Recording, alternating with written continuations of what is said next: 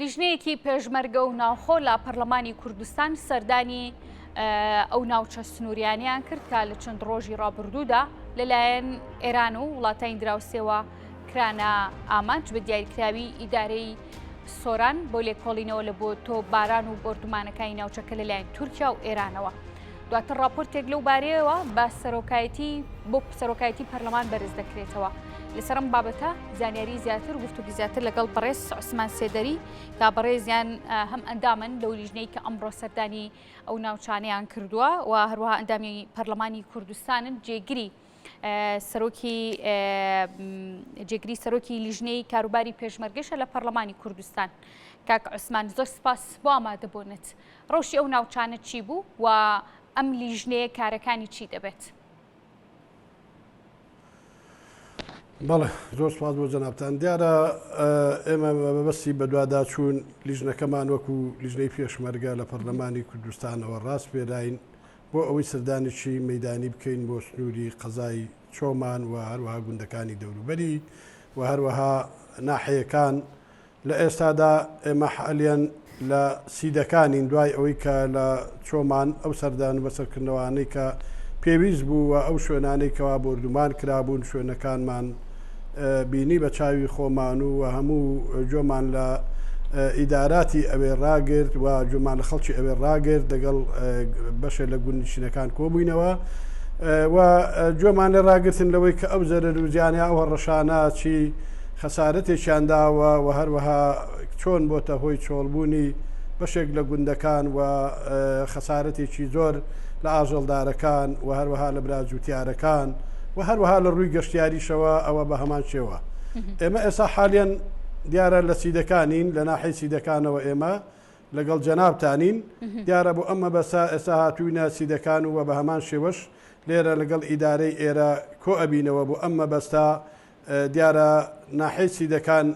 معلومی جەنابتانە کە گەورەترین ناحەیە لە عێراق 266 گوندە لە ئێستادا 118 گوندی چۆڵ کراوە و لە ئەم ئاخر و خرێژدا بەهۆی ئەو هێرشانەی ئەو تۆپبارانەی ئەم ئاخریان 5 گوندی تریشی هاتۆتە سەر واتە بۆتە 123 گوند کە ئێستا بەداخەوە چۆڵ کراون و حسابکە ئەو 123 گوندا ئیتر لە ڕووی ئاژەڵداری لە ڕووی بابڵین کشت و کاڵ و لە ڕووی گەشتیاریشەوە ئەمە چی خەسارەتێکی گەورەیە بۆ هەرێمی کوردستان و چی بارخورسێکی گەورەیە بۆ سەر باقی ناوچەکانی تری کوردستان کە ئەم خەڵکانە دیارە ناوچەکانی خوان بەجێهێشتووە لە ڕووی ئابوووریەوە بە تایبەتی وەک باسمان کرد لە ڕووی بەرهەمی کشت و کاڵی و هەروەها ئاژەڵداریەوە کە خەسارەتێکی گەلێک گەورەیە و قوربانیەکانیش زیاتر لە دەیان قوربانی لەم ناوچەیە دیارە دراوە لە ڕابردوودا کە لە ساڵانی بەداخەوەنەوە تو یەک بە دواوە ئەو ناوچانە بۆتە هۆی هێرشەکانی تورکیا و لەگەڵ ئەو لایەنانەی کە لەم ناوچانەدا بوون بەداخەوە زەرروزیانێکی زۆرمان ئێمە لێ کەوتووە وەکو هاونیشتیمانیانی خۆمان و لە ماوەی 5 ساڵی ڕابردووشدا بەپێی ئەو ئامارانەی کە لە بەردەستە یاخود کە وەرمان گرتووە زیاتر لە 22 شەهید دراوە لەم ناوچانە. دیارە وەکو باسمان کرد ناحەی سیدەکان ناحەیەکە زۆر گەورەیە بە پێی گەورەتەکەی سنووری بە هەردوو دەوڵەتی ئێران و تورکیاوە هەیە بۆیە بەم نامەحروم نەبووە بەداخەوە لە هێرشەکانی هەردووشیان بە تایبەتی هێرشایەنەی ئەم دوایانە کە کرایە سەر ئەم ناوچانە بۆ هۆیەوە دیارە وەکو باسمان کرد چەندین گونجی کەس جارێکی تر بەرەو چۆڵبوون ڕۆیشتن و ئانە بەستا ئێمە دیارە وەکو لیژنەکەمان لیژنەی پێشمەرگە نێتمان هەیە بەوە راپۆرتێک ئامادە بکەین و راپۆرتەکە ئاراستەی سەرۆکایەتی پەرلەمانی کوردستانی بکەین و هەوڵیش بدەین جلسەیەکی تایبەت یانی دواتر ئەم بابەتە بۆ ئەم پرسا کە راپۆرتەکان چی لێ هەڵدەچندرێت چی لێ دەست ئەخرێت بەڵام بەر لەوە دەمەوێت وردەکاری کارەکانی ئەم لیژنەیە بزانم کە سەردانی کوێی تر دەکەن دەزانین بەس سیدەکان و چۆمان نەبوون کە کراونەتە ئامانج ناوچەی تریشە بوون لە پارێزگاکانی دیکە کۆیە لە نوێترینیاندا سەردانی کوێی تر دەکەن. بەڵێ ئێمە تەبعەن دیارە وەک ئەو هێرشانەی کە لە ڕابردووە هێرشەکانی با بڵێم کۆی و زەرجۆز و پردێ و شوێنانەوە لیژنەی ناوخۆ دیارە ڕاست پێرابوو ئەوان بە ئەرچی خوان هەستاون و راپۆرتی خوان ئامادە کردووە دیارە مەرکان وەک لیژنەی پێشمەرگە بە ئێمەس پێداوە بەڵام ئیشارەتەوە ئەینکە ینی خەڵکانی ئاوارانی کە زەرەریان لێکەوت و بە دەرەکە ئاژەڵدارانی کەەوە ئاژەڵەکانیان بەشێکی بەر تۆ باران و بەر بۆمباران کەوتووە و بۆتە هۆی ئەوەی کە بەشێ لە ئاژەڵەکانیان ینی لە دەستداوە ئەوانەوە هەروەها ئێمە هەموو ئەم زەرەر و زیانانەی کەوا هەیە و هاوکاتیش لەگەڵ ئەوەشدا ڕای خۆمان وەکو لیژنە و ڕای ئیداراتی ناوچەکە و خەڵکی ناوچەکەش جارێکی تر هەمووی خاڵبەندی ئەەکەین کە بۆ ئەم مەبەستە پێویستە چی چارەسەرێک بدۆزرێتەوە بۆ ئەوەی کە ئەم کێشانە کۆتاییان چارەسەریەکان لە نێو پەرلەمانی کوردستانە بۆ ئەم بابەتە لە نێو راپۆرتەکە دواتر ئێوە ئاراستی سەرۆکایەتی پەرلەمانی دەکەن چارەسەریەکان خۆی لە چیدا دەبینێتەوە و لە ڕێی پەرلەمانەوە دەکرێت چی بکرێت بۆ ئەم سنوور بەزانانە بۆ ناو خاکێرەوەی کوردستان ئێمە تەبعەن دیارە وەکو پەرلەمان ئەرچی ئێمە بەدواداچوونە و ئەرچی ئێمە ئامادەکردنی ئەو راپۆرتەیە و لە ڕێی پەرلەمانی کوردستانەوە ئێمە پێویستە و لە ڕێی پەرلەمانی کوردستانەوە بۆ حکوومەت پێویستە ئاگاداری هەموو ئەو کنسولگەریانە و ئەو سەفارەتانە و حکوومەتی ناوەندیش بکەینەوە ئەو دەوڵەتانەش بکەینەوە لەو هەڕەشانەی کە لەسەر ئەم ناوچانەیە و لەو زەرەر و زیانانەی کە ڕوبەڕووی ئەم ناوچەی ئێمە بۆتەوە لەبەر ئەوە ناکرێت ینی ئەمە درێژە پێدانی ئەم هێرشانە بەم شێوەیە دەبێتە هۆی زەرەر و زیانی گەورەتر بە هەرێمی کوردستان و بە ناوچە سووریەکان بەڵێ ئێمە تەبعەن دیارە ئەم هێرشانەی کە باسی یەکەین و لە منتیقەی زاخۆ ئەو هێرشانە دەستی پێکردووە بەردەوامە تاکو منتیقەی ماوەت و پێنجێن و ئەو ناوچانە بەردەوامی هەبووە و بە تایبەتیش لەم چەند ڕۆژانەی ڕابردوودا هێرشەکان زیاتر چرکراونەوە و هەروەها زەرەر و زیانی زیاتر بەر هاوڵاتیان و بەر گوندنشینانی ئەو ناوچانە گەیشتووە و ئانە ئێمە دیارە وەکو پەرلەمانتار وەکو نوێنەری خەڵکی کوردستان بە ئەرچی سەرشانی خۆمان مانزانیوە بین لە نزیکەوە بە چاوی خۆمان ببینین ئەو هێرشانە وەکراوەتە سەر ئەو ناوچانە بە چاوی خۆمان شوێنەکان ببینین وەجۆ لە هاوڵاتیان ڕابگرین و هەروەها لەگەڵ ئیدارەی ئەو ناوچانەش کۆ ببینەوە زەرەر و زیانەکان جارێکی تر هەوڵ بدەین دیاری بکەین و ئێمە جەخت دەکەینەوە لەوەی کە قەرەبووی براجووتیارەکانمان بکرێتەوانەوە جەخت دەکەینەوە لەوەی حکوومەتی ناوەندیش بێتە سەر خەت بۆ چارەسەری ئەم کێشانە شکاندنی سیادەی هەرێمی کوردستان نییە بە تەنیا ئەم هێرشانە دیارە شکاندنی سیادەی هەموو گەلی عێراقا ئەم هێرشانە بۆیە پێویستە لە نزیکترین کاتدا هەوڵ بدرێت حکوومەتی ناوەندی و حکوومەتی هەرێمی کوردستانیش ینی بە شێوازێکی گفتوگۆوە بە سەردان و لێکتێگەیشتن لەگەڵ ئەو وڵاتانەی دراوسێمان بتوانین چارەسەری ئەم کێشانە بکەین کەوا لە ئێستادا ڕوبەڕووی هەرێمی کوردستان بۆتەوە. کاکە عوسمان ئەوەندەی ئێوە ئەمڕۆ سەردانی ناوچەکانتان کردبێ و پێشتریش بە دواداچوونتان بۆ ئەم هێرشانە کردبێت ڕەوشی ئەو گوندنشینانی کە لەو ناوچەیەدان هاوڵاتیان نیشتەجێبوون ئێستا ڕەوشیان چۆنە ناوچەکە ئارامە پارێزراون بگەڕێنەوە شوێنەکانی خۆیان لە ئێستادا ئێمە ئەوەی کە بە دواداچوونمان کردووە نەخێر یعنی دیارە خەڵکی ئەو گوندانە وەکو باسمان کرد لە ترس و دڵە ڕاوچەیەشی بەردەوامدان لەبەر ئەوە ناتوانن بچنەوە شوێنەکانی خۆیان و ئەگەر بشتنەوە لە حاڵاتێکا لەوانەیە هیچ زەمانێک نەبێت بۆ ئەوەی کە ئەنی ڕوبەڕووی خەتەریان دیارە وێنەکەی زەرعات و شتێک کە کردویانە بۆ ئاژەڵەکانیان لە پێناوی بەرژەوەندەکانی خۆیان لەوانەیە ینی ژیانی خۆیان بخەنە خەتەریاتەوە لە پێناوی بژێوی ماڵ و منداڵیان بۆ ئەم مەبەستە بەڵێ ئێمە خۆمان ئەزانین کە دۆخەکە لە ئێستادا نەخێر ئارام نییە ئەو ناوچانە بە دۆخێکی زۆر دژوار و ناخۆشدا تێدەپەڕێت بۆیە پێویستە وەکو باسمان کرد لایەنە پەیوەندیدارەکان وەکو ئەو وڵاتانەی دراوسێمان ینی هەوڵی جدی بدەین ئێمە وەکو حکوومەتی ناوەندی و حکوومەتی هەرێمی کوردستان بۆ ئەوەی چارەسەری ئەم کێشانە یاخود بەربەم هێرشانە بگیرێت کە لە ئێستادا ڕوبەڕووی ئەم ناوچانە بۆتەوە و هەروەها ئێمە بەڵێ باشە کا عوسمان لەوانەیە ئێستا خەڵک بەگشتی باز لەوە بکاتکە ئەوە خاکی هەرێمی کوردستانە ئەرکی و ڕۆڵی پێشمەرگە چی دەبێت لە کاتێکا لە ئەزانین پاراستی ئەو ناوچانە و خاکی هەرێمی کوردستان لە ئەستۆی پێشمەرگەدایە. تەنها پاراستنی و خاکە ئەو ناوچانەکەوێتە ئەستۆی پێشمەرگە و هێزەکانی پێشمەرگە لە ناو هەرێمی کوردستان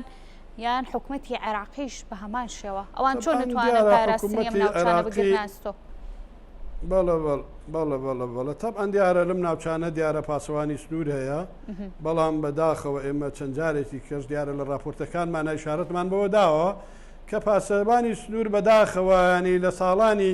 دروستبوونی پاسەوانی سنوور بۆ ئەم ناوچانە و لە دوای پرۆسەی ئازادی عێراق و یەکەمین حکوومەتی عێراقەوە ئەم ناوچوانە پاسەوانی سنووری لێ جێگیر کراوە. بەڵام لەو کاتانەوە پاسەوانی سنوور ئەوەی کە گیانی لەدەستداوە، ئەوەی کە شەهید بووە، ئەوەی کە بە نەخۆشی، ئەوەی کە وازی هێناوە بە هەر شێوەیەک لە شێوەکان ئەم فەراغە پڕ نەکراوەتەوە بۆ ئەم مەبەستا ئەو لیوانە و فەوجانی کە لەم ناوچانن ڕێژەکان زۆر کەمی کردووە. ئێمە چەند جار داوامان کردووە بۆ ئەم مەبەستەکە ینی ئەو فەراغی کە هەیە لە بواری پاسەوانی سنووردا جارێکی تر بڕ بکرێتەوە بۆ ئەم مەبەستە ئەوان ناتوانن ینی ئەرکەکانی خۆیان ئەو ناوچە سنووریانە ناوچەیەکی بەربڵاوە بەهۆی کەمی ڕێژیان ناتوانن ناوچەکان ئەو ناوچانە وەکو پێویست پڕ بکەنەوە و بتوان ئەو بۆ شایە ئەمنیانە پڕ بکەنەوانێ. لەبەرەوە ئێمە لە راپۆرتی ڕابردوومان داوامان کردووە کە هەڵەبجەژ وەکو پارێزگایە کە ئەمە بەپێی دەستوری عێراق و بەپێی یاسا هەر پارێزگایەک چی سەر سنوور لیوایەکی تایبەت بە پاسەوانی سنووری دەبێت. ئێمە بۆ ئەمە بەسە داوامان کردووە کە ئەو فەراغانە پڕ بکرێنەوە و هەروەها لیوایەکی تایبەتیش لە پاسەوانی سنوور بۆ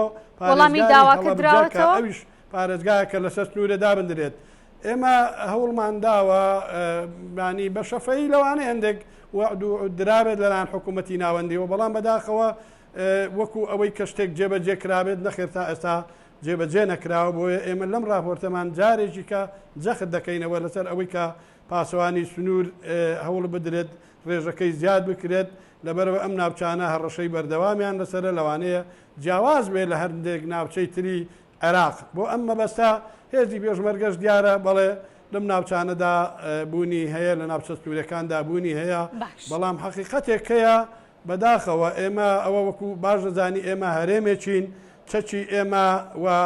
مقاوماتی ئێمە لە ئاسی ئەو مقاومەتانە نییە کە ئەو دەوڵەتانی دراوچێمان هەیەی. باشە ئەی سوپای عێراق یاخود حکوومەتی عێراقی هاوکاری پێشمەرگە ناکات کە دەڵی چەکی ئێمە بەست تەنها پێشمەرگەیە یاخود بەگشتی